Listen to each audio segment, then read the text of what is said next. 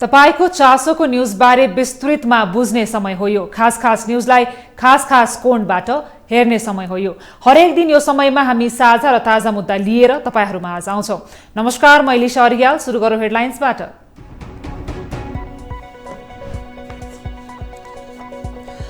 सरकारको आगामी आर्थिक वर्षको नीति तथा कार्यक्रम सार्वजनिक। विदेशमा रहेका नेपालीलाई मताधिकारको अवसरदेखि आर्थिक सबलीकरणसम्म समावेश।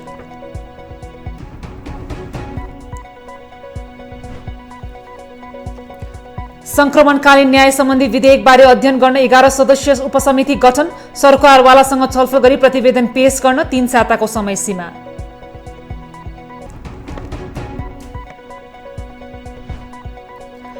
नक्कली भुटानी शरणार्थी प्रकरणमा हस्तक्षेप नगर्न सरकारलाई राष्ट्रिय सभा सदस्यको आग्रह। लडाकु शिविर घोटालाबारे प्रधानमन्त्रीले दिएको जवाफप्रति असन्तुष्ट।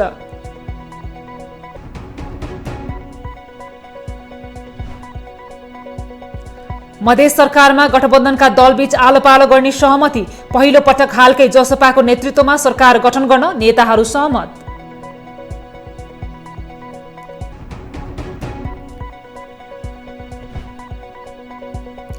र शहीद स्मारक डिभिजन लिगमा एपीएफ क्लबलाई 3-0 गोलले हराउँदै हिमालयन शेर्पा विजयी। आर्मी र खुमलटार बीचको खेलमा 2-2 गोलको बराबरी।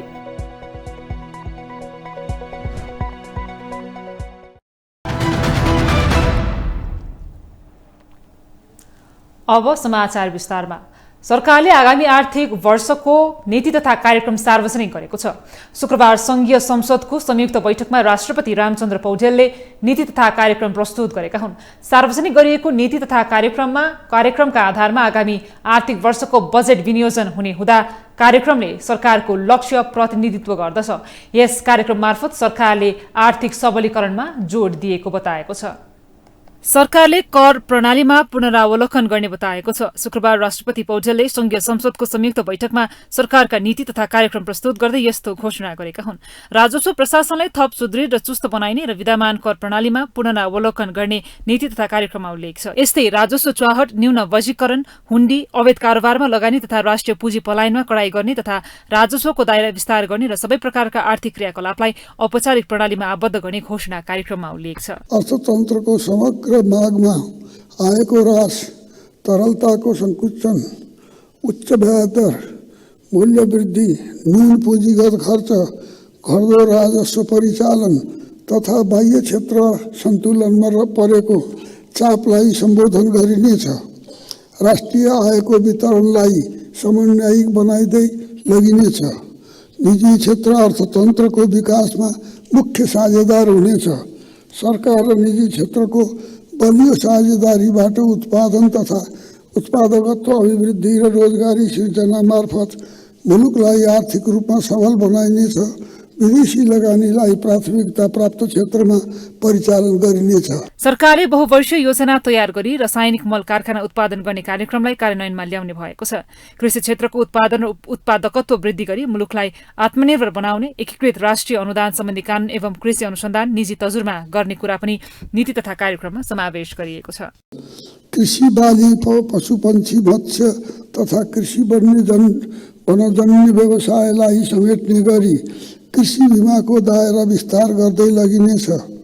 कृषि कर्जा कार्यक्रमलाई पुनरावलोकन गरिनेछ। साना तथा सीमान्तकृत किसानहरूलाई योजनामा आधारित वर्गीकृत किसान पेन्सन योजनाको आधारमा अवधि बढाइनेछ। सरकारले ऊर्जामा सबै नागरिकको पहुँच सुनिश्चित गर्ने घोषणा गरेको छ। सरकारले 2 वर्षभित्र सबैको घरमा विद्युत पुर्याइने भएको छ। विपन्न वर्गलाई निशुल्क विद्युत उपलब्ध गराउने सरकारको घोषणा छ। त्यस्तै सरकारले वर्षायाममा मासिक 50 युनिट र हिउँयाममा 30 युनिटसम्म बिजुली खपत गर्ने उपभोक्तालाई निशुल्क विद्युत उपलब्ध गराउने भएको छ। सरकारले खाना पकाउने ग्यासलाई क्रमशः विद्युतबाट प्रतिस्थापना गर्ने घोषणा गरेको छ।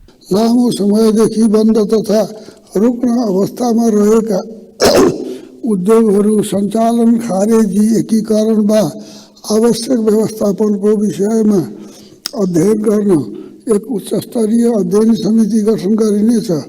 पुनः सञ्चालनको सम्भावना रहेका हेटौँडा कपडा उद्योग, गोरखकाली रबर उद्योग र बुटबल धागो कारखानालाई सञ्चालनमा ल्याइनेछ।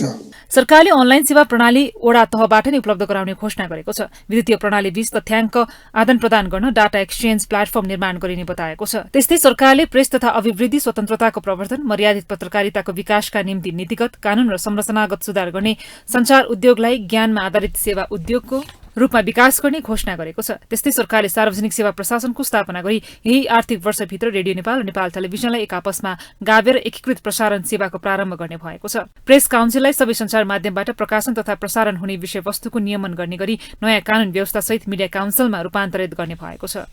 उपभोक्ताको हित संरक्षण गरिनेछ। सबै प्रकारका सिन्डिकेट र कार्टेलिङको अन्त्य गरी व्यापारिक कारोबारमा नैतिकता, स्वच्छता, प्रतिस्पर्धा र अनुशासन कायम गर्नेछ। बजार अनुगमनलाई थप प्रभावकारी बनाई मूल्य र गुणस्तरमा उपभोक्ता ठगिने वातावरण सुनिश्चित गरिनेछ। सरकारी, सार्वजनिक र सामुदायिक जग्गाको स्रोत बमोजिम विद्युतीय लागत तयार गरिने भएको छ। त्यस्तै मालपोत, नापी सम्बन्धी आधारभूत सेवा स्थानीय तहबाट एकीकृत रूपमा प्रदान गरिने र भौगोलिक सूचना प्रणालीमा आधारित जैविक जग्गा मूल्याङ्कन पद्धतिको विकास गरी जग्गाको खरिद बिक्रीमा हुने मूल्यलाई पारदर्शी र यथार्थपरक बनाइने बताइएको छ।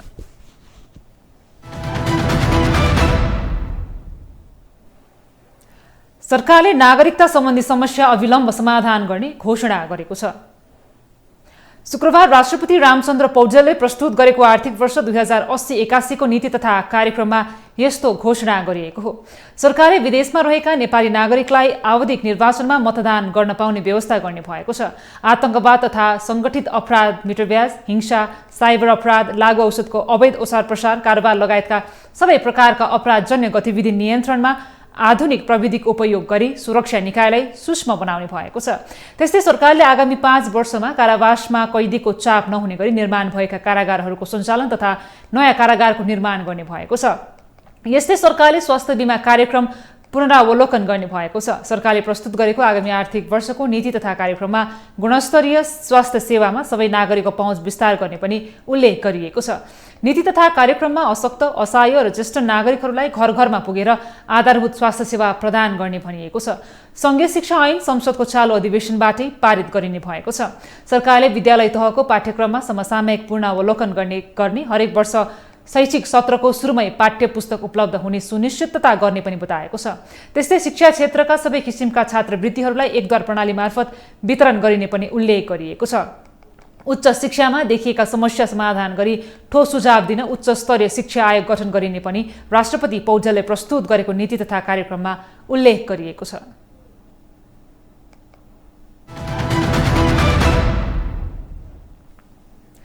कानून, न्याय तथा मानव अधिकार समितिले संक्रमणकालीन न्यायसँग सम्बन्धित विधेयकमाथि छलफल गर्न 11 सदस्यीय उपसमिति गठन गरेको छ। शुक्रबार सिंहदरबारमा बसेको बैठकले 11 सदस्यीय उपसमिति गठन गरेको हो। समितिले बेपत्ता पारिएका व्यक्तिको छानबिन, सत्य निरूपण तथा मेलमिलाप आयोग ऐन 2071लाई संशोधन गर्न बनेको विधेयकका सम्बन्धमा संशोधनकर्ता तथा सरकारवालासँग छलफल गरी 3 साताभित्र प्रतिवेदन पेश गर्नु पनि समिति सभापति मंगल प्रसाद गुप्ताले जानकारी दिए।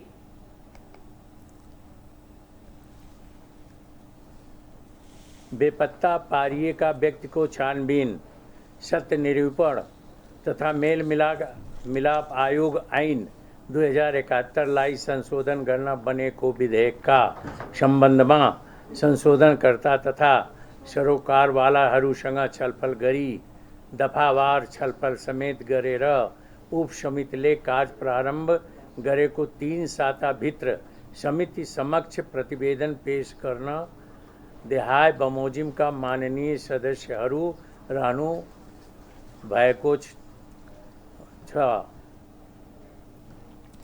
समिति सभापति गुप्ताले उपसमितिले आफ्नो संयोजक आफै चयन गर्न सक्ने र आफ्नो कार्यविधि आफै निर्णय गर्न सक्ने बताए।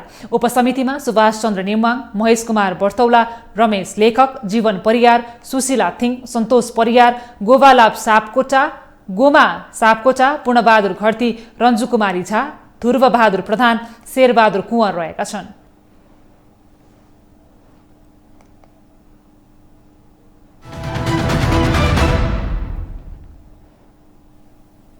सांसदहरूले संक्रमणकालीन न्यायसँग सम्बन्धित विधेयकलाई टुङ्गोमा पुर्याउन सिङ्गो देश नै एक ठाउँमा उभिनुपर्ने बताएका छन्।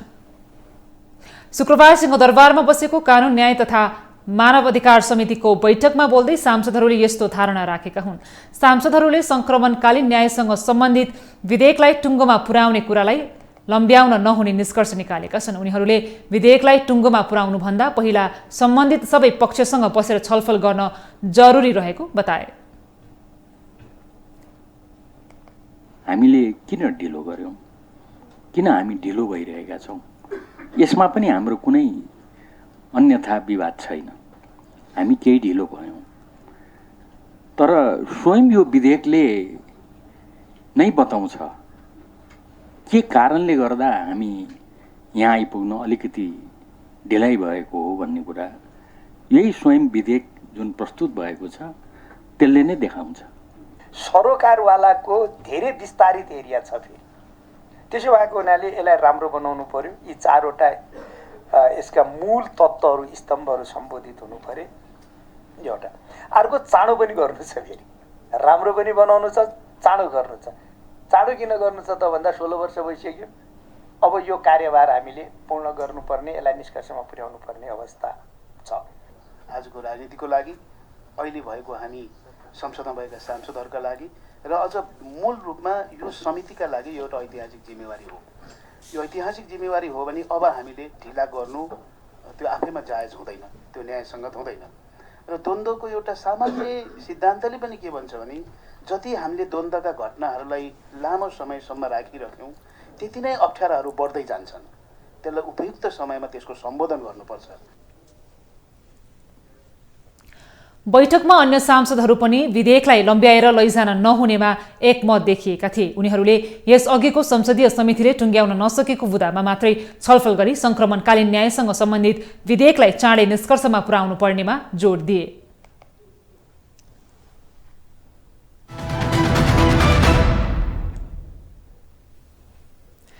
यतिखेर नक्कली भुटानी शरणार्थी प्रकरणले सडक तथा सदन दुवै तातेको छ। यस प्रकरणका आरोपी मध्ये 16 जना पक्राउ परिसकेका छन् भने केही अझै फरार रहेका छन्। उच्च पदस्थ व्यक्तिको संलग्नताका कारण छानबिन प्रभावित हुन सक्ने आशंका सबैलाई छ। राष्ट्रिय सभाको शुक्रबारको बैठकमा समेत सदस्यहरूले यही विषयलाई प्राथमिकताका साथ उठाएका छन्। एक रिपोर्ट। राष्ट्रिय सभा बैठकमा सदस्यले नक्कली भुटानी शरणार्थी प्रकरणमा राजनैतिक हस्तक्षेप हुन नदिन सरकारलाई सचेत गराएका छन्।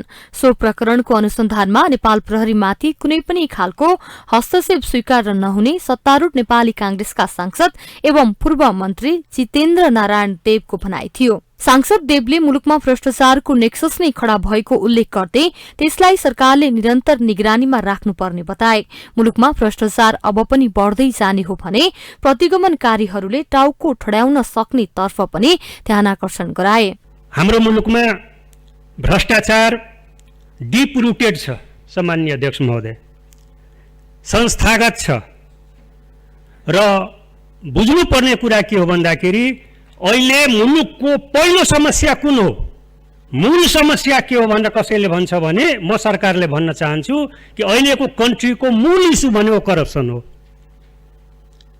करप्सनको सन्दर्भमा सरकारले राम्रो काम गर्न सक्यो, मेजर पोलिटिकल फोर्सेसहरूले राम्रो काम गर्न सक्यो भने अग्रगमनको बाटो सुरक्षित भएर अगाडि जान्छ र करप्सनको बाटोमा खुट्टा कमायो, करप्सन बढ्यो भने प्रतिगमनकारी रेकर्ड होस्। म यो भन्न चाहन्छु प्रतिगमनकारीहरू यही इस्युमा बुई चढेर प्रतिगमन गर्छ। यस्तै सत्तारूढ माओवादी केन्द्रका सांसद जगत प्रसाद शर्माले नक्कली भुटानी शरणार्थी प्रकरणमा खुट्टा नकमाई दृढतापूर्वक अघि बढ्न सरकारलाई आग्रह गरे। सांसद शर्माले देशका निम्ति, राष्ट्रका निम्ति सरकारले जोड़ दिएर काम गर्नुपर्ने पनि बताए। यो सुशासनको सन्दर्भमा जुन समस्या अहिले देशमा जो ढंगले उठेको छ र यसको हल गर्ने एउटा प्रारम्भिक ढंगले जे एउटा सुरुवात भएको छ, तथापि शंकाहरू छन्, संशयहरू छन्, आशंकाहरू पैदा भएका छन्।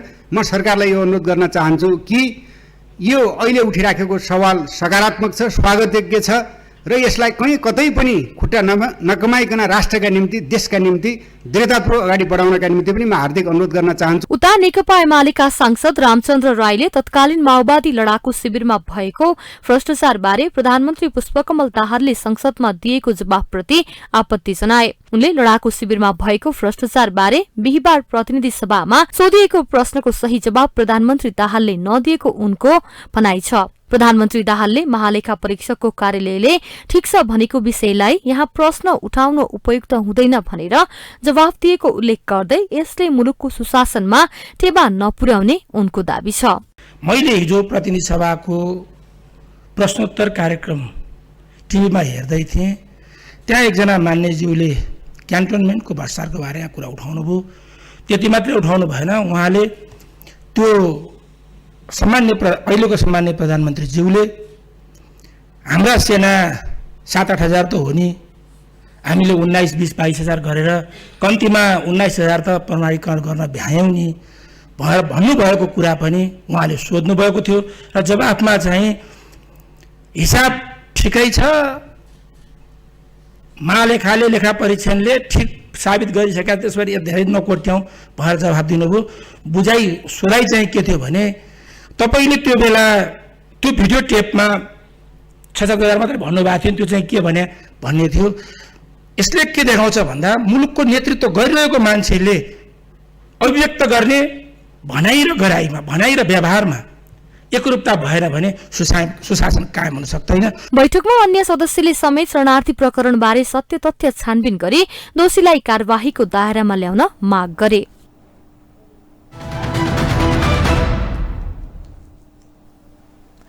नक्कली भुटानी शरणार्थी प्रकरणमा संलग्न रहेको आरोपमा बिहीबार भुटानी शरणार्थी नेता टेकनाथ रिजाल पक्राउ परेका छन्। रिजाल पक्राउ परेसँग यो प्रकरण अझै जटिलतातर्फ धकिलिएको छ। भुटानी शरणार्थीका सर्वोच्च नेता मानिएका रिजाल नै पक्राउ परेपछि थप तरङ्ग पैदा गरेको छ। नक्कली भुटानी शरणार्थी प्रकरणको अनुसन्धानका क्रममा प्रहरीले बिहीबार भुटानी शरणार्थी नेता टेकनाथ रिजाललाई झापाबाट नियन्त्रणमा लियो। काठमाडौँ जिल्ला अदालतले रिजाललाई सोधपुछका लागि 2 दिनको म्याद थपेको छ। नक्कली नेपाली नागरिकलाई भुटानी शरणार्थी बनाएर अमेरिका पठाउने ठगी धन्दामा संलग्नताको आरोपमा पक्राउ परेका सानु भण्डारीले आफ्नो डायरीमा रिजाललाई 7 लाख रुपियाँ दिएको उल्लेख गरेका थिए। उनलाई त्यही आधारमा पक्राउ गरेको प्रहरीको दाबी छ। पक्राउ परेका रिजाल भुटानी शरणार्थीलाई स्वदेश फिर्ता गर्नुपर्ने पक्षमा उभिँदै आएका थिए। नेता रिजाल कुनै समय भुटानको नेसनल एसेम्ब्लीका सदस्य समेत रहेका थिए। भुटानी शरणार्थीका रूपमा नेपाल आएका थिए। उनलाई जीवन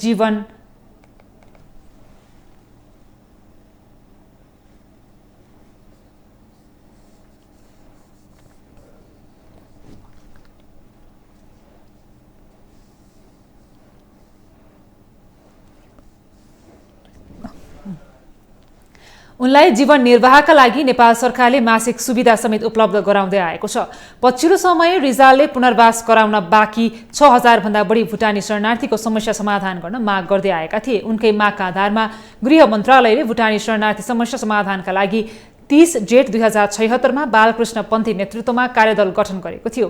बिहीबार यसै प्रकरणमा संलग्न रहेको आरोपमा नेपाल हज समितिका अध्यक्ष शमशेर मिया पनि पक्राउ परे।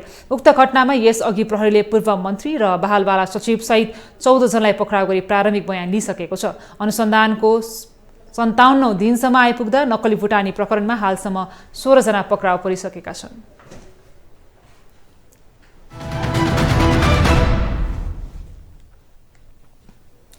लामो समयदेखि चर्चाको विषय बन्दै आएको नक्कली भुटानी शरणार्थी प्रकरण अनुसन्धानको 57औं दिनमा पनि उत्तिकै बहसको विषय बनिरहेको छ। यथा राष्ट्रिय र प्रतिनिधि सभामा समेत उठेको यस प्रकरणमा सामाजिक सञ्जालमा पनि उत्तिकै ठाउँ पाइरहेको छ। सरकारले शुक्रबार नीति तथा कार्यक्रम प्रस्तुत गर्यो। यसै विषयमा पनि सामाजिक सञ्जालमा विभिन्न टीका टिप्पणी भएका छन्। सामाजिक सञ्जालमा प्रस्तुत धारणा अबको क्रममा।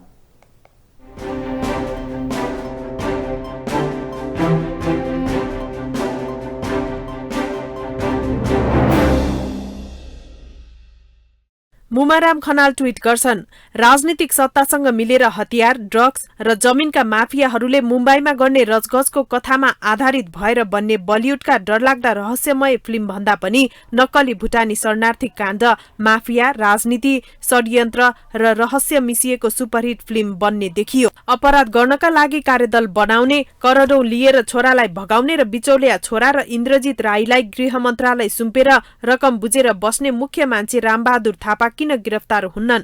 कि प्रधानमन्त्री दाहालका गुच्चा खेल्ने बेलादेखिका साथी भएर हो? यता निर्मल प्रसाद ट्वीट गर्छन्, आजको नीति तथा कार्यक्रमले यी कलिला खाली खुट्टालाई छोला, नेता प्रधान देशमा निमुखा र गरिब हुनु पाप बोके जस्तो भइरहेको छ। यिनीहरूले सम्मानजनक जीवन बिताउने दिन कहिले आउला? यता येसीमा महत फेसबुकमा प्रश्न गर्छिन्, नीति तथा कार्यक्रम पढ्दा पढ्दै सोझै दिल्ली पुग्ने त होइन नि। त्यस्तै रामेश कोइराला लेख्छन्, 2 पैसे अखबारमा खबर छपाई पीडित बन्दै युरोप अमेरिका छिरे जस्तै किर्ते काम भुटानी शरणार्थीमा पनि भो। उता छिटपुट हुन्थे, यता छुटपुटमा सयौं थपेपछि कारोबार अर्बौंको भो। लोभले लाभ, लाभले बिलाप भो। केहीले रुसमा पनि नेपाली राहदानी बेच्थे, यतै पनि रातो बेचे। इजी मनीमा नेता बिके कि कसो? रमेश दाहाल ताप्लेजुङ ठुले लेख्छन्, हजारौं शरणार्थीहरूका आदर्श नेता, जीवनभर शरणार्थीहरूका लागि सङ्घर्ष गरेका, 10 वर्ष जेल जीवन बिताएका मान्छेले पनि द्रव्यको अघि घुँडा टेकेछन्। जुन मुलुकले अप्ठ्यारो समयमा शरण दियो, आज त्यही मुलुकलाई घात गरे भन्दा 7औं आश्चर्यमा परियो।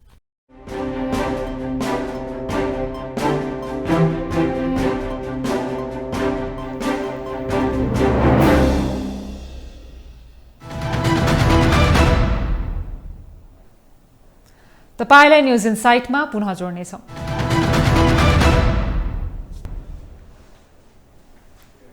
ब्रेकपछि बाँकी न्युज।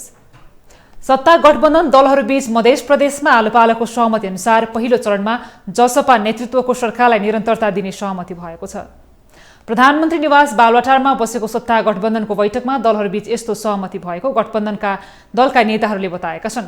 हाल मध्य प्रदेश सरकारको नेतृत्व जसपाले गरिरहेको छ, तर केन्द्रीय सत्ता गठबन्धनमा आएको फेरबदलसँगै कांग्रेसले आलोपालो अन्तर्गत पहिलो चरणमा आफ्नो दलको सरकारको नेतृत्व गर्न पाउनुपर्ने अडान लिँदै आएको थियो। कांग्रेसको यो अडानका कारण मध्य प्रदेश सरकार पुनर्गठन हुन सकेको थिएन। यो विवाद मिलाउन प्रधानमन्त्री निवासमा केही दिनदेखि नियमित बैठक बस्दै आएको थियो। शुक्रबार बसेको बैठकले मधेसमा आलोपालो सरकारको नेतृत्व गर्ने र पहिलो चरणमा जसपा नेतृत्वकै सरकारलाई निरन्तरता दिने माओवादी केन्द्रका केन्द्रीय सदस्य एवं मध्य प्रदेश माओवादी संसदीय दलका नेता भरत शाहले बताए।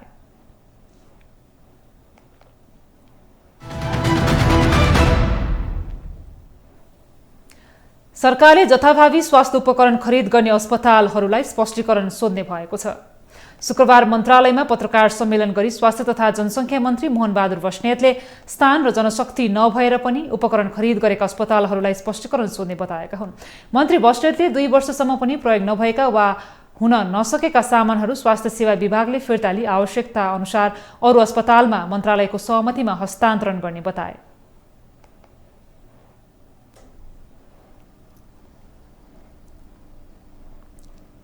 अस्पताललाई आउँदा 2 वर्षको कार्ययोजना सेवा विस्तार ब्राकेटमा बनाएर पेश गर्न लगाउने र सो अनुसार आवश्यक पर्ने उपकरण मात्र खरिद गर्ने, जथाभावी खरिद गरेका सामानहरू व्यवहारिक बनाएर नराख्ने, स्वास्थ्य सेवा विभागलाई खरिद एवं वितरण प्रक्रियालाई थप व्यवस्थित गर्न निर्देशन दिने, स्वास्थ्य सेवा विभागले उपकरण एवं जनशक्ति व्यवस्थापन सम्बन्धी अर्धवार्षिक समीक्षा गरी ठोस कार्ययोजना बनाउने यो चलन पहिला रहन्छ, भए पनि वर्षमा एकपल्ट हुने। मन्त्री बस्नेतले आन्तरिक सेवा व्यवस्थापन चुस्त बनाउने र अनलाइनबाट टिकट लिई ओपीडी सेवा 15 दिनभित्र दिइसक्ने व्यवस्था गर्न लागेको बताए।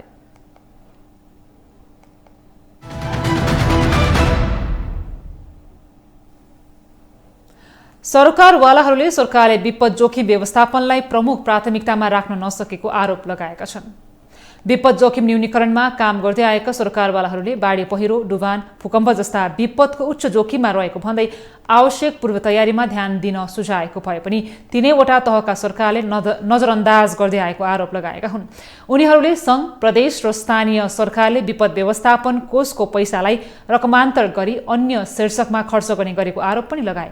लामो समयदेखि सुदूरपश्चिममा विपद जोखिम न्यूनीकरण तथा व्यवस्थापनमा काम गर्दै आएका राष्ट्रिय वातावरण तथा समविकास समाज नेपाल निड्स नेपालका कार्यकारी निर्देशक भवराज रेग्मीले सरकारले विपद जोखिम व्यवस्थापनलाई प्राथमिकतामा नै नराखेको गुनासो गरे। उनले विपद पूर्व तयारीमा सरकारको ध्यान नजाँदा बाढी र डुबानका कारण वर्षैपछि विस्थापित हुनेहरूको संख्या बढ्दै गएको बताए। त्यहाँका जनतालाई, त्यहाँका संरचनालाई, त्यहाँका समूहलाई हैन त्यो चाहिँ स्ट्रक्चरहरू हुन्छ, संयन्त्रलाई परिचालन गर्नुपर्ने काम सरकारको हो।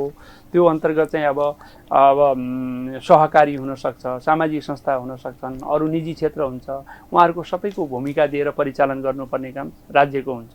त्यो राज्यले चाहिँ प्रष्ट रूपमा चाहिँ गर्न नसकेको देखिन्छ। त्यसको कारण भनेको विपदलाई मूल प्रवाहीकरण गर्न सकेको छैन। नेट्स नेपालका कार्यकारी निर्देशक रेग्मीले भूकम्पविदहरूले नेपालको पश्चिम क्षेत्रमा कुनै पनि समयमा ठूलो भूकम्प जान सक्ने भन्दै पूर्व सतर्कतामा बस्न सरकारको ध्यान आकर्षण गराउँदै आए पनि स्थानीय र प्रदेश सरकारले त्यस सम्बन्धी आवश्यक तयारी गर्न नसकेको गुनासो समेत गरे।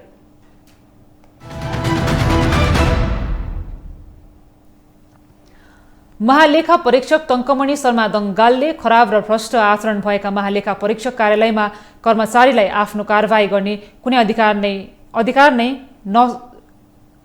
नरहेको बताएका छन्। शुक्रबार प्रतिनिधि सभा अन्तर्गतको सार्वजनिक लेखा समितिको बैठकमा महालेखा परीक्षक शर्माले आफू मातहतको कार्यालयमा कर्मचारी नियुक्ति गर्ने कारबाही गर्ने अधिकार महालेखा परीक्षक कार्यालयलाई नै हुने गरी निजामती सेवा ऐन संशोधन गर्न पनि सरकार र संघीय संसदलाई आग्रह गरेका हुन्। महालेखा परीक्षकको कार्यालयभित्रका कर्मचारीहरूमाथि प्रश्न उठ्ने गरे पनि उनीहरूलाई अनुशासित बनाउने काम गर्ने अधिकार आफूसँग नभएको स्पष्ट पारे। सरकारकै कर्मचारीले सरकारकै अडिट गरिरहेछ, सैद्धान्तिक रूपले मिलेको छ। यो चाहिँ 2062-63 जब निजामती सेवा ऐनमा संशोधन भयो त्यति बेला नेपालको महालेखा परीक्षकको अन्तर्गत काम गरिरहेको कर्मचारीहरू पनि निजामती अन्तर्गत ल्याएर सरकारले प्रशासन गरेको छ। महालेखा परीक्षकको प्रशासन अन्तर्गत अडिटर जेनरल अफिसको कर्मचारी छैन सैद्धान्तिक रूपमा। यो चाहिँ नियुक्ति बाहिरबाटै हुन्छ, नेपाल सरकारबाट हुन्छ, सामान्य प्रशासन मन्त्रालयबाट, अर्थ मन्त्रालयबाट हुन्छ, बढुवा त्यहाँबाट हुन्छ। केही कारबाही गर्नु पर्यो छिसिको भनेदेखि मैले त्यहाँ पठाउनु पर्छ। त्यसैले सरकारको कर्मचारीहरूबाट सरकारकै अडिट गराइदिएको छ। महालेखा परीक्षक शर्माले महालेखा परीक्षकले परेको बेला आफ्नो कर्मचारीहरूलाई कारबाही गर्न सक्ने व्यवस्था गर्न उपयुक्त हुने बताए। उनले बेरोजु फस्योटका लागि सम्बन्धित निकायहरूलाई ताकेता गर्न पनि सरकार र सार्वजनिक लेखा समितिको ध्यान आकर्षण गराए।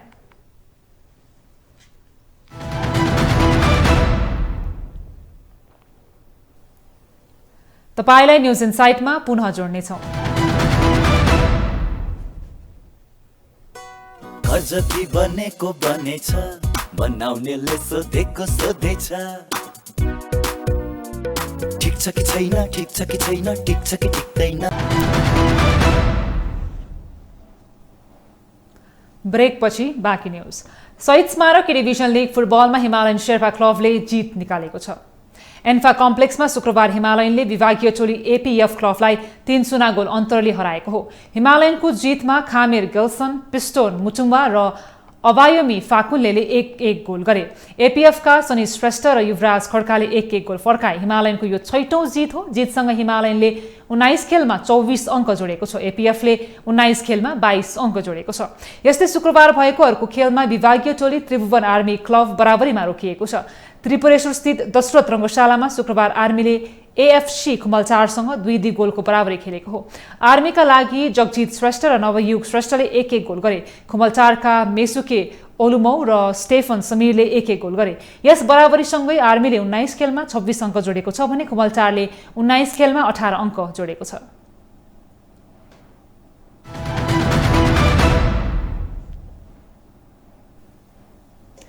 इन्डियन प्रिमियर लिग आइपीएलमा आज पन्जाब किङ्स र राजस्थान रोयल्स बीच प्रतिस्पर्धा हुँदैछ। खेल धर्मशाला स्थित हिमाचल प्रदेश क्रिकेट एसोसिएसन स्टेडियममा राति 8:15 बजे सुरु हुनेछ। दुवै टोली पहिलो पटक धर्मशाला मैदानमा आम्ने सामने हुँदैछन्। पन्जाबले यो सिजन अहिलेसम्म 13 खेल खेलेको छ, जसमा उसले 6 जित र 7 खेलमा हार बेहोरेको छ। टोलीको हाल 12 अङ्क छ। राजस्थानले यो सिजन अहिलेसम्म खेलका 13 खेलमध्ये 6 जित र 7 हार हारेको छ।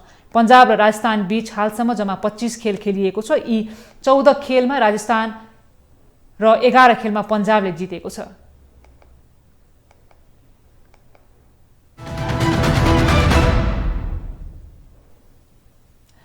अमेरिकी राष्ट्रपति जो बाइडेन, बेलायतका प्रधानमन्त्री ऋषि सुनक र फ्रान्सका राष्ट्रपति इमानुएल मार्कोस शुक्रबार जापानको हिरोशिमा पीस मेमोरियल पार्क पुगेका छन्। जापानी प्रधानमन्त्री फुमियो किसिदाले उनीहरूलाई हिरोशिमा शान्ति स्मृति उत्थानमा स्वागत गरेका हुन्। हिरोशिमा पीस मेमोरियल पार्कको भ्रमणका लागि अमेरिकी राष्ट्रपति जो बाइडेन उनकी पत्नी जिल बाइडेनसँगै छन्। त्यसैगरी बेलायतका प्रधानमन्त्री ऋषि सुनकले आफ्नी पत्नी अक्षता मूर्तिसँग हिरोशिमा पीस मेमोरियल पार्कको भ्रमण गर्दैछन्। अमेरिकी राष्ट्रपति जो बाइडेन, बेलायतका प्रधानमन्त्री ऋषि सुनक, फ्रान्सका राष्ट्रपति इमानुएल मार्को र इटालीका प्रधानमन्त्री जर्जिया मेलोनी यही मे 19 देखि 21 सम्म हिरोशिमामा हुने G7 शिखर सम्मेलनमा सहभागी हुन जापान पुगेका हुन्। G7 समूहमा Japan, Italy, Canada, France, America, बेलायत र जर्मनी रहेका छन्। जापानले आफ्नो G7 अध्यक्षता अन्तर्गत अस्ट्रेलिया, ब्राजिल, कोमोरोस, कुक टापु, भारत, इन्डोनेसिया, दक्षिण कोरिया र भियतनामका नेताहरूलाई आमन्त्रित गरेको छ। जापानले यसै वर्ष 2023 मा G7 को अध्यक्षता ग्रहण गरेको हो।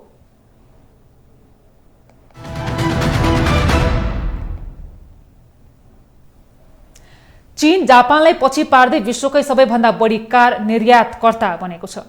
सन् 2023 को पहिलो 3 महिनामा जापानलाई उछिन्दै चीन विश्वकै धेरै कार निर्यातक देश बनेको हो। चीनले सार्वजनिक गरेको तथ्याङ्क अनुसार पहिलो 3 महिनामा चीनबाट 10,07,000 कार निर्यात भएको बीबीसीले जनाएको छ। यो सन् 2022 को पहिलो 3 महिनाको तुलनामा 58% धेरै हो। जापानले सन् 2023 को पहिलो 3 महिनामा 9,54,185 कार निर्यात गरेको छ। यो संख्या गएको वर्षको तुलनामा 6% बढी हो। विद्युतीय कारको लोकप्रियता र रुसमा कारको माग बढेको कारण चीनको निर्यात बढेको बीबीसीले जनाएको छ। चीन गएको वर्ष जर्मनीलाई पछि पार्दै कार निर्यातमा विश्वको दोस्रो स्थानमा आएको थियो।